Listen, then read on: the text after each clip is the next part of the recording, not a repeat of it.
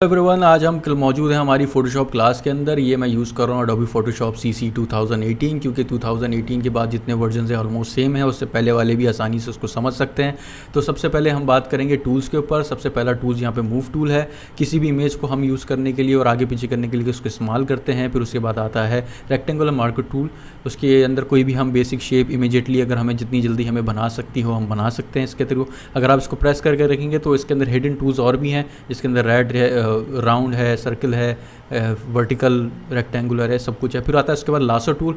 Lasso tool क्या करता है, आप किसी भी की चीज़ की सिलेक्शन आसानी से आप फ़ौरन से बना सकते हैं। इसके अंदर एक पॉइंट से दूसरे पॉइंट को मैच कराना बड़ा ज़रूरी होता है। ये पेन टूल की तरह काम करता है, लेकिन पेन टूल से थोड़ा सा इसमें फ़र्क है। इसको भी प्रेस करते हैं तो इसके अंदर ये एक बड़ा काम का टूल है, मैग्नेटिक लासो टूल, जो आपकी इमेज को कॉन्ट्रास्ट या कलर की बेस के ऊपर अलग करके उसकी सिलेक्शन में बनाने में आपकी मदद करता है। इसको भी हम देखेंगे अपनी आगे फर्दर क्लास के थ्रू। इसको कहते हैं मैजिक वैन टूल। किसी भी कलर को, किसी भी इमेज में से किसी एक कलर को पकड़ना हो तो और आपको पेन टूल से सिलेक्शन नहीं करनी तो आप सिर्फ मैजिक वैन टूल से सिर्फ क्लिक करेंगे और वो उस कलर को वहाँ से वो पकड़ लेगा। ख़ास तौर पे कोई तस्वीर जैसे बैकग्राउंड वाइट होता है और उस पर खिंची हुई होती है और हमें वाइट रिमूव करना होता है तो हम मैजिक वैन टूल से सिर्फ क्लिक करते हैं, वो उस पूरे वाइट को पकड़ लेता है और फिर उसको फर्दर हम डिलीट करके अपना बैकग्राउंड चेंज कर सकते हैं। फिर आता है क्रॉप टूल। क्रॉप टूल किसी भी इमेज को क्रॉप करने के काम आता है, उसको रिसाइज करने के काम आता है, उसकी फ्रेम को सेट करने के काम आता है। फिर आता है आई ड्रॉपर टूल। इससे कोई भी कलर किसी भी इमेज का कहीं से भी आप उठा के अपना मनपसंद कलर कर सकते हैं और फिर उसके बाद उसी कलर को आगे पीछे हम यूज़ कर सकते हैं। फिर आता है स्पॉट हीलिंग टूल। ये क्या करता है, किसी भी तस्वीर के अंदर धब्बा, दाग, दाने, कोई भी इमेज के ऊपर कोई ग्रेन्स या फिर कोई भी स्पॉट आ जाता है या फिर कोई डस्ट आ जाती है, उसको रिमूव करने के हम काम आता है। इसके अंदर भी 6-7 और ऑप्शंस हैं। इसको भी प्रैक्टिकल के दौरान हम इसको इस्तेमाल करेंगे और फिर देखेंगे कि ये किस चीज़ काम के आ सकते हैं। फिर आता है फिर ब्रश टूल। ब्रश टूल से कमोबेश सभी लोग वाकिफ़ होते हैं, क्योंकि हम अपने बचपन में जिनको क्रिएटिव होने का शौक़ होता है, जो आर्ट्स देखने वाले शौक़ होते हैं, वो ब्रश टूल को पेंट्स के थ्रू बड़ा इस्तेमाल करते हैं। अगर आप ब्रश टूल के अंदर बहुत सारी चीज़ें और भी ऑप्शन हमें मिल जाते हैं और ये बड़ा काम का टूल है, ख़ास तौर पर जब लोग पोर्ट्रेट फोटोग्राफी कर रहे होते हैं किसी दुल्हन की या फिर किसी चीज़ की या फिर किसी भी मॉडल की या किसी भी आदमी की, और उसकी फिर स्किन के अंदर भी हम ब्रश टूल इस्तेमाल करते हैं ताकि उसके स्किन को खूबसूरत दिखा सकें, उसकी स्किन को बहुत ग्लॉसी और अच्छा सा दिखा सके। फिर आता है stamp tool. Clone stamp tool क्या करता है, किसी भी इमेज के अंदर उसको एक इमेज की चीज़ को किसी दूसरी चीज़ के ऊपर क्लोन करने के हमारे काम आता है। उसी की कॉपी बनाता है, उसी की कॉपी को लेकर वहाँ पे पेस्ट करता है और अच्छे से मर्ज करने का हमें ऑप्शन देता है। क्लोन स्टैम्प टूल के अंदर दूसरा एक पैटर्न स्टैम्प टूल भी होता है। इसको भी हम फर्दर आगे जाके फिर अपनी क्लासेस में समझेंगे। इसके बाद आती हैं आपकी दूसरी टूल्स। हिस्ट्री ब्रश टूल के अंदर ये होता है कि फ़र्ज़ करें आपने कोई चीज़ इस्तेमाल की हुई है या कोई चीज़ आपने ड्रॉ की हुई है और गलती से वहाँ से रिमूव हो जाए तो ये ब्रश टूल्स की हिस्ट्री सेव कर लेता है और फिर आप उसको सिलेक्ट करके उस चीज़ को वहाँ पे लेकर आ सकते हैं, या फिर इसका उल्टा भी इसके अंदर आप कर सकते हैं। इसके अंदर फर्दर मोर आपको बहुत सारे ऑप्शन दूसरे भी मिल जाते हैं। फिर उसके बाद आता है इरेज़र टूल। इरेज़र टूल क्या करता है, किसी भी इमेज के अंदर से किसी चीज़ को मिटाने का। फ़र्ज़ करें आपने कोई चीज़ बना ली है लेकिन आपको उसको थोड़ा सा रिमूव करना है, उसको थोड़ा सा ऐसे लगना है कि यार ये आगे जाके मर्ज हो रही है, कुछ कर रही है, तो आप उसके अंदर इरेज़र टूल की बहुत सारी ऑप्शंस को ट्राई कर सकते हैं किसी भी चीज़ को मिटाने के लिए। इरेज़र टूल के अंदर भी बहुत सारी ऑप्शंस हमें मिल जाती है, ये भी हम फर्दर जो है वो उसके अंदर सीखेंगे। उसके बाद आता है आपका ग्रेडियंट टूल। किसी भी इमेज के अंदर कलर भरना हो, ग्रेडियंट डालना हो। ग्रेडियंट क्या होता है, किसी भी एक कलर से दूसरे कलर, तीसरे कलर, चौथे कलर और पाँचवें कलर, ये 5 कलर्स हैं। आप चाहें तो 2 कलर्स भी ले सकते हैं और जितनी मर्ज़ी आप अपने ऐड करके डबल क्लिक करके अपनी मर्ज़ी का कलर सेलेक्ट कर सकते हैं। इधर भी आपको ब्लैक चाहिए ब्लैक कर सकते हैं, इधर आपको अगर वाइट चाहिए तो आप वाइट भी कर सकते हैं।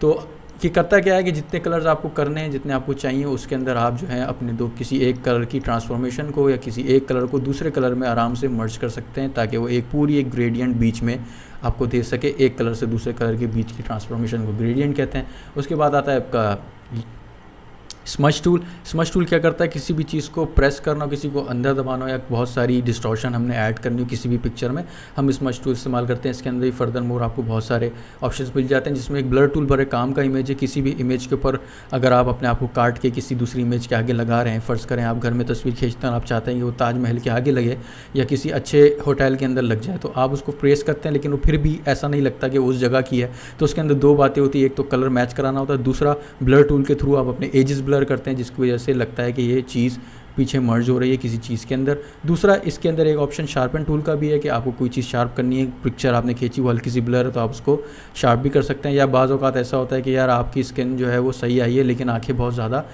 मुझे चाहिए कि शार्प दिखें, बड़ी दिखें, तो आप उसके लिए शार्प टूल भी इस्तेमाल कर सकते हैं। फर्दरमोर इसके अंदर आप आगे बढ़ते हैं तो बर्न टूल आता है।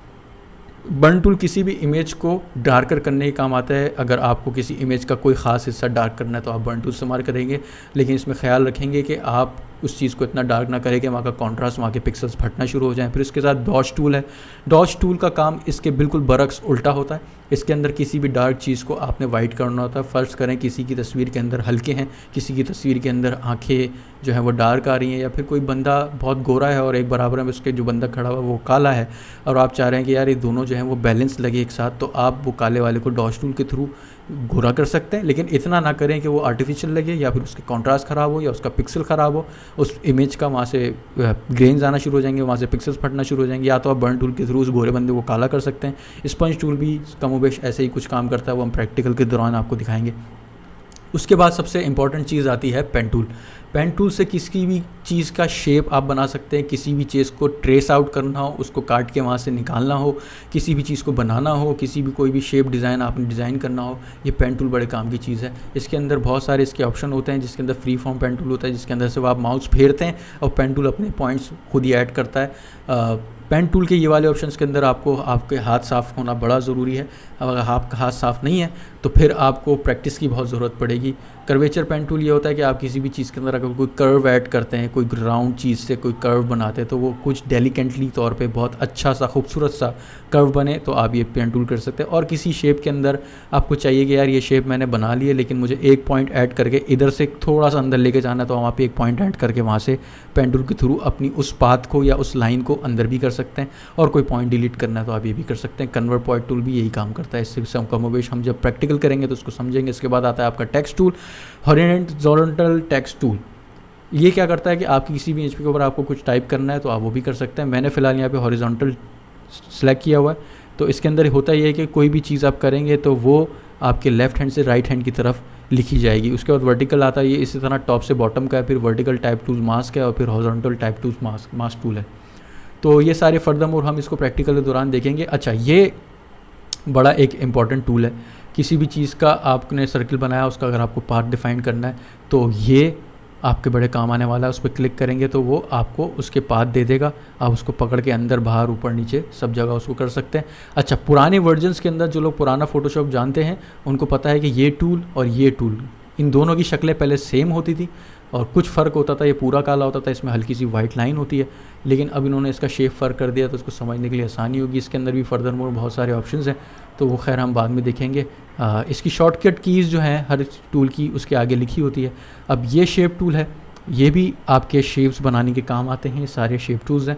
इस शेप टूल में और आपके ये वाले शेप टूल में क्या फ़र्क है, इसको भी हम प्रैक्टिकल के दौरान समझेंगे। और इसके अंदर एक मज़े की चीज़ और ऑप्शन आपको ये मिल जाता है कि इसके अंदर कस्टम शेप टूल होता है। आप जब कस्टम पे क्लिक करते हैं तो यहाँ पे आपको ऊपर आपके मिडल में बहुत सारे ऑप्शन मिल जाते हैं। इसके अंदर आपकी शेप्स होती हैं, आप कोई भी शेप चाहें और उसको यहाँ पे अपने उस पर बना सकते हैं। इसको भी हम प्रैक्टिकल देखेंगे और ये ऐड रिमूव कैसे होते हैं ये भी हम आपको बताएँगे।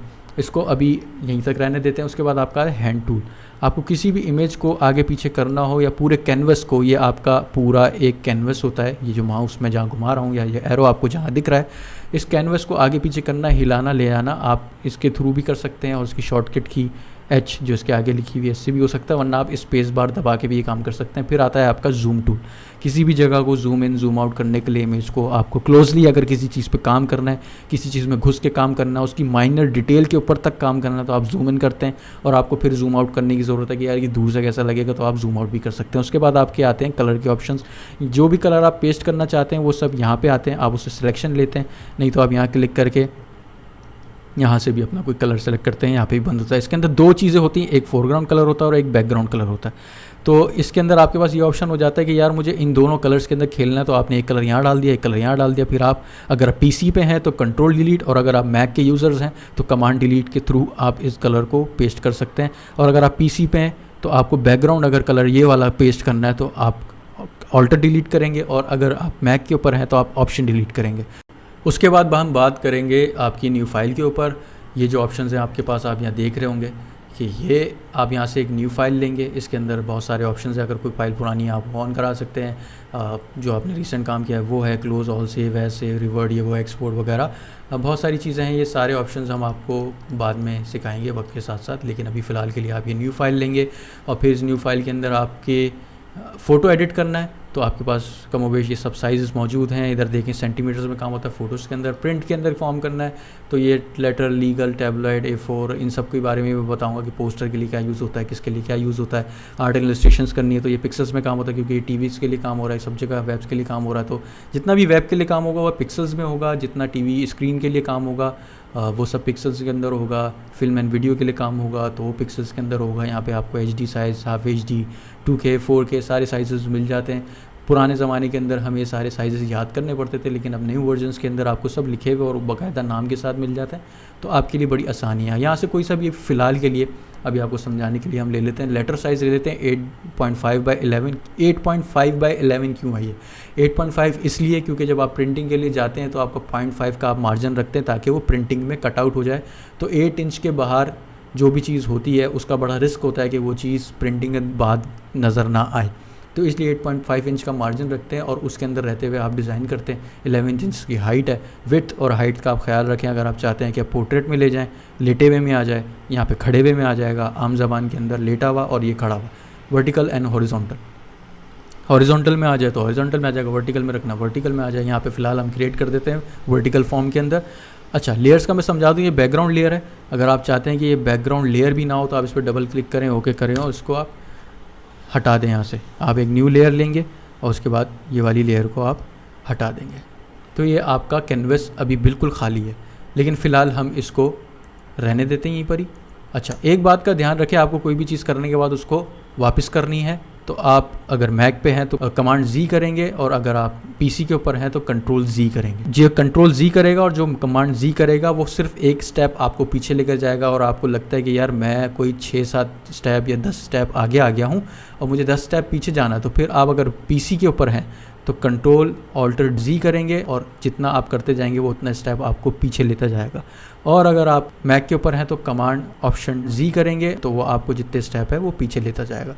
तो ये चीज़ें हैं, ये वक्त के साथ साथ जितना प्रैक्टिस आप करेंगे उतना आपको समझ में आने लगेगी। लेयर्स का गेम मैं आपको समझा देता हूँ। यहाँ पे एक लेयर्स की पैलेट के अंदर लेयर्स होती हैं। आप बैकग्राउंड पे कोई भी अगर चीज़ आप बना लेते हैं, फ़र्ज़ करें आपने यहाँ से ये टूल सेलेक्ट करके यहाँ पे चीज़ बनाई और यहाँ पे कलर पेस्ट कर दिया और फिर डीसेलेक्ट करने के बाद आप इसको मूव शूव नहीं करा सकते, तो इसलिए हम अवॉइड करते हैं कि हम बैकग्राउंड पे कभी काम ना करें। हम हमेशा न्यू लेयर बनाते हैं ताकि अगर ये बैकग्राउंड बंद भी हो जाए तो हमारी लेयर हो। फ़र्ज़ करें मैंने ये न्यू लेयर बनाई है, इसके ऊपर अगर मैं कुछ भी डिज़ाइन करता हूँ इस तरह करके और फिर मैं इसके ऊपर कंट्रोल डिलीट या फिर कमांड डिलीट या ऑल्टर डिलीट या फिर ऑप्शन डिलीट से कोई कलर पेस्ट करता हूँ।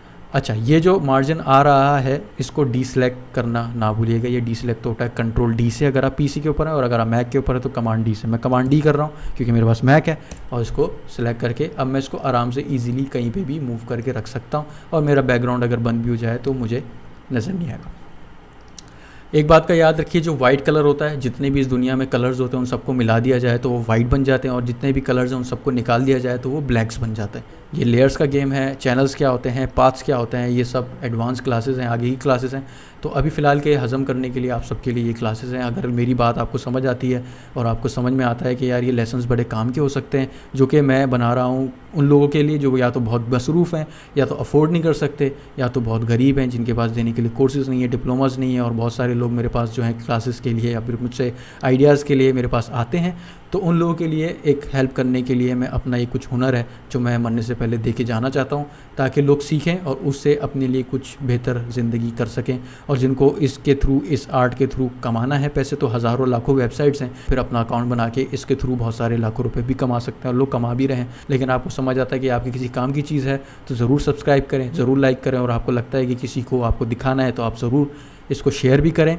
ख़ास तौर पे जो चाहते हैं कि उनके बच्चे जो हैं बाहर गलियों में या फिर इधर मोहल्ले की किसी भी बुरी आदत में ना पड़ जाएं और कुछ सीखें अपने वक्त के साथ, और घर में बैठ के फजूल गेम्स खेलने के बजाय वो एक अपने टाइम को एक ज़रूरतमंद बना लें अपने लिए और उसके थ्रू वो किसी स्किल्स के हामी हो जाएं। तो उनके लिए, उन माँ बाप के लिए भी ये मैसेज है कि यार अपने बच्चों को आप ये मेरी सीरीज़ दिखाइए ताकि वो अपने कंप्यूटर पे ये प्रैक्टिसेस करें और आगे उनकी क्रिएटिव माइंड को खुलने का एक मौका मिले और उनके लिए किसी अच्छी फील्ड के अंदर घुसने का भी चांस बने। दूसरा, ये प्रैक्टिसेस करने से सिर्फ यही नहीं, आपकी दूसरी ज़िंदगी में भी आने वाले मसले और चीज़ों के लिए आपका क्रिएटिव दिमाग इस्तेमाल हो के इस कदर पावरफुल हो जाता है कि आपको उनके फ़ैसले लेने में भी आसानी होती है। तो आज के लिए इस क्लास को यहीं रखते हैं, उसके बाद मिलते हैं अगली क्लास में। ये मेरी क्लास 1 है। खुदा हाफिज़।